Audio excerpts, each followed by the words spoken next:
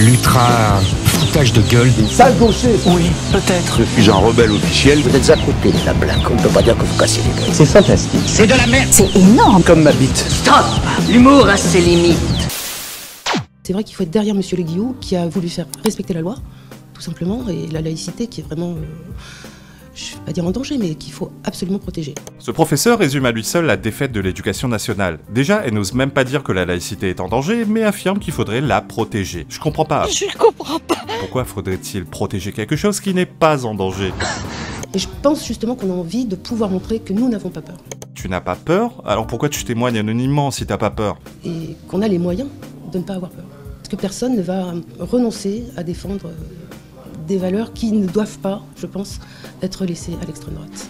Mais justement, imbécile, si l'extrême droite, comme tu dis, s'est emparée du thème de la laïcité, c'est précisément parce que des gens comme toi sont dans le déni depuis plus de 50 ans. C'est parce que vous n'êtes même pas foutus de nommer les problèmes. Vous n'êtes même pas foutus de comprendre que la laïcité a été faite sur mesure pour combattre l'influence de l'Église dans les institutions. L'islam se fiche de la laïcité. Il ne fait aucune distinction entre la croyance et l'organisation de la société.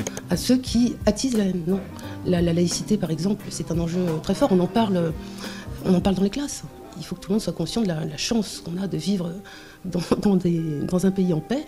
Voilà, c'est l'extrême droite qui attise la haine, bien entendu. C'est l'extrême droite qui a menacé ce proviseur jusqu'à le pousser à la démission. C'est l'extrême droite qui fait pression sur la laïcité au quotidien, cherche à imposer le voile, qui fait pression sur les programmes scolaires, qui décapite des profs, qui en égorge d'autres, etc. C'est un truc qui me fascine chez les professeurs. Je vous avoue, je n'ai plus aucune empathie pour le corps professoral depuis un moment déjà. Mangez vos morts. Je sais bien qu'il y a des professeurs plus lucides que d'autres, mais ceux-là sont minoritaires ou juste invisibilisés. À droite, on aime dire tel un slogan que le problème des gauchistes est leur déconnexion avec le réel. Pourtant, à part quelques professeurs du privé et des quartiers chics, le réel, les professeurs se le prennent en pleine tronche tous les jours.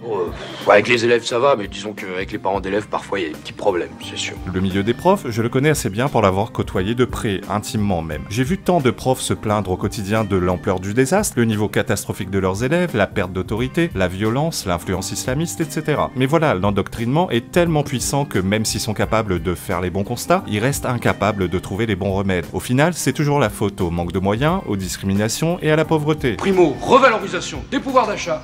Deuxio, augmentation des salaires. Et tierço, trimo, plus d'argent à la fin du mois. En janvier et février 2024, le nombre de signalements pour atteinte à la laïcité dans les établissements scolaires s'élève déjà à 616. Sur l'ensemble de l'année civile 2023, ce sont près de 6000 signalements qui ont été effectués, et dites-vous bien que ces chiffres sont certainement très loin de la vérité, car de nombreuses atteintes à la laïcité ne sont pas signalées pour éviter de porter atteinte à la réputation des établissements concernés. C'est le fameux pas de vague. Nous, pour le coup, on va commencer très simplement. On condamne fermement les menaces de mort qui ont été profanées contre ce proviseur. Aucun chef d'établissement, qui est professeur, ni même un quelconque membre de la communauté éducative ne doit faire l'objet de menaces de mort, comme ce qui a pu être le cas avec le proviseur du lycée Maurice Ravel. Ça va de soi. Et maintenant, ce qu'on remarque, c'est qu'en fait, il y a eu une défaite de Gabriel Attal qui se dit grand fervent défenseur de la laïcité. Et en fait, le truc, c'est qu'à partir du moment où il parle de laïcité, c'est pour stigmatiser les musulmans. Il n'arrive pas à faire respecter la laïcité comme ce que nous on entend, c'est-à-dire la séparation des religions et de l'État, et le fait qu'on ne porte pas de ces signes religieux dans l'enceinte scolaire, chose qu'il n'a pas réussi à faire. Après les profanations de cimetières, v'là-t-il pas que maintenant on profane des menaces de mort contre des proviseurs. Mais jusqu'où ira-t-on? C'est effrayant. Effrayant. Manquerait plus qu'on jette l'opprobre sur eux et ce serait le pompon sur le gâteau. Ne jetez pas l'opprobre sur l'ensemble des professionnels. Bordel de cul de moineau. Le mec reproche à Gabriel Attal de ne pas être capable de faire respecter la laïcité à l'école et il lui reproche en même temps de stigmatiser les musulmans. Mais bordel, faire respecter la laïcité, c'est précisément stigmatiser ceux qui ne la respectent pas, c'est-à-dire les musulmans, tête de con.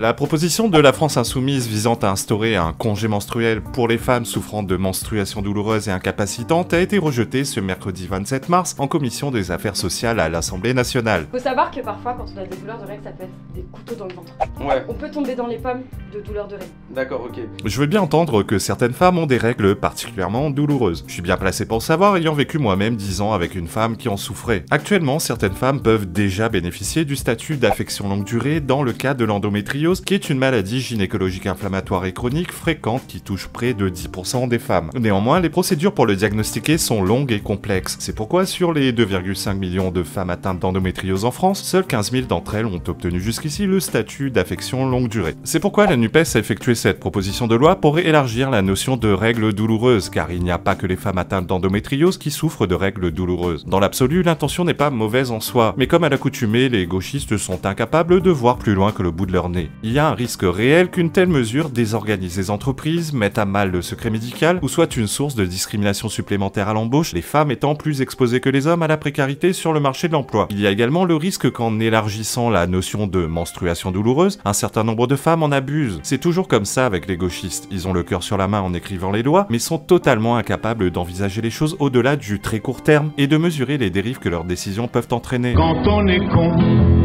on est con.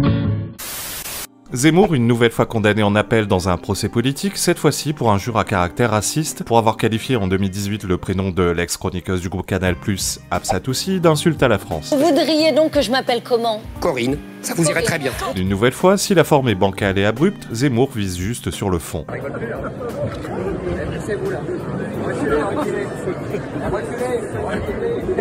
Comme il le dit lui-même sur BFM TV, en 1981, année de naissance d'Absatoussi, une loi imposait aux parents de donner un prénom du calendrier à leurs enfants nés en France, ce qui signifie déjà que ces parents ont enfreint la loi française. D'autre part, considérer que donner un prénom étranger à son enfant né en France est une marque de rejet et de mépris envers la France a du sens. Je baise la France jusqu'à l'agonie, je brûle la France, bite dans sa bouche, jouis comme un porc, cet hexagone, je l'encule sa grand-mère. Je ne suis pas à 100% d'accord avec lui car les raisons du choix du prénom de son enfant peuvent être multiples. Une recherche d'originalité... Et alors c'est quoi? Qu'est-ce que c'est?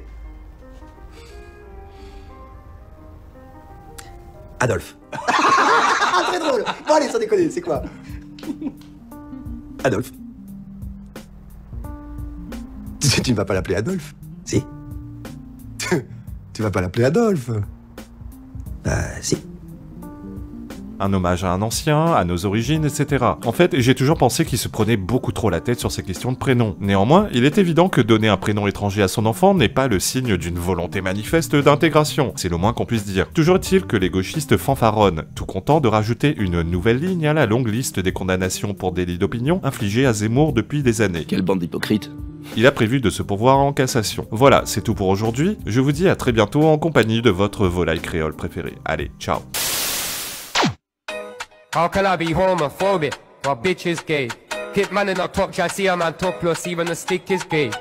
Can't get my brothers and say that I love them, but I don't swing that way. The man them celebrate Eid, the track still running on Christmas Day.